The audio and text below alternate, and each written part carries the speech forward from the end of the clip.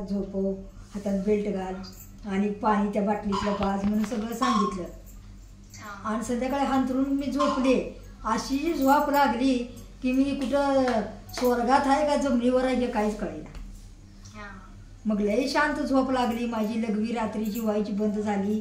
सगळं झालं आणि पहाटे रोज 5ला उठणार. तशी आजारी असून मी उठत होती आणि त्यावेळेस मी 6:30पर्यंत उठली बघा. मग मालकानं सांगितलं आज मला पूर्ण फरक पडलाय म्हणलं आणि माझी लघवी बी बरी झाली, म्हणजे रात्रभर झाली नाही. मग बघा मला डॉक्टरने सगळे सांगितलं तर तू जगत नाही. मालकानं पण सांगितलं या बाईला घेऊन जावा, दवाखान्यात काय ठेवू नका, कारण हिची गॅरंटीच नाही म्हणून सांगितलं होतं. मग मला त्या दिवशीपासून जगण्याची उमेद आली. असं वाटायला लागले की मी आता ह्याच्यावर जगणार आणि आता बघा 100% मला फरक पडलेला आहे. हां, तुम्हाला खोटं बोलण्यात मला काही, आणि मी खोटं बोलू शकत नाही. हां, खोटं बोलून मला कुठं जायचं का? त्यांचा फायदा आहे का माझा फायदा आहे? कारण मला हे मी अजून आहे ना, मी येशूच्या रूपात आले म्हणून मी यांना अजून दादाला म्हणते. मी मालकाला सुद्धा लई वेळा म्हणते की हा ये दादा मला एक देव प्रकारे आलेत बघा आपल्याला, मला जीवन वाचवायला. हां, आणि मी बरी झाले बघा. आणि तुम्हाला काय प्रॉब्लेम असेल तर तुम्ही घ्या, बिनधास्त घ्या, काही सुद्धा तुम्ही टेन्शन घेऊ नका. अहो मला 8 दिवसाची मुदत दिली ती, त्यावर मी आज आता म्हणजे 12 वर्षाचं चालूच होतं माझं दुखणं.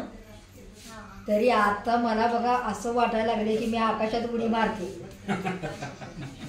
हां, खरोखर हे खोटं नाही आहे. तुम्ही मला पाहिजे तर तुम्ही कुठे आहात ते तुम्हाला एक दिवशी बघायला पण घरी या. हां, तुम्ही घरी या आणि निवांत आपण बोलू.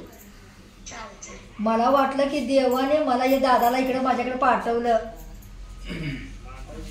हां, नाहीतर अशी कुणा सहजासहजी येऊ शकत नाहीत कोण कुणाच्या घरी.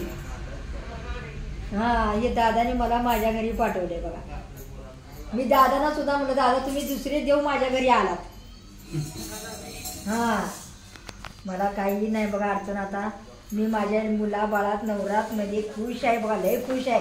1 भाकरी खायची तुम्ही 2 भाकरी खायला लागली आता. मला जेवण सुद्धा जात नव्हतं. हां, एवढं माझी कपॅसिटी बिघडली होती. पण या हे काय याचं नाव दादा मला सांगावं?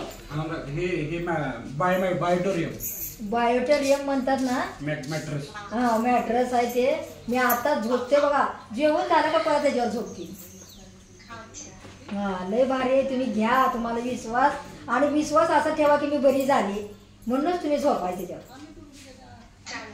आणि माझं कसं होईल काय होईल, मी तर आशा जगण्याची सोडलीच होती. तरी मला हे दादाने दिलं. माझ्यापर्यंत माझा देव आलाच म्हणते मी दादा. मी यांना सुद्धा म्हटलं मी पूर्ण बरी झाली का मी दादाच्या घरी जाऊन त्यांची गाठ घेईन. हां, खरोखर तुम्ही घ्या सिस्टर, खरंच घ्या. मला चालता सुद्धा येत नव्हता हो, एवढी माझी कपॅसिटी बिघडली होती. आता मी जाऊन जळणाचा बारा आणते, गव्हात आणते, शेरडी राखायला जाते. हां, एक 10-15 किलो तर मी वजन उचलून घेऊन येते. हां, ते मी ताई येतोय ते रमेश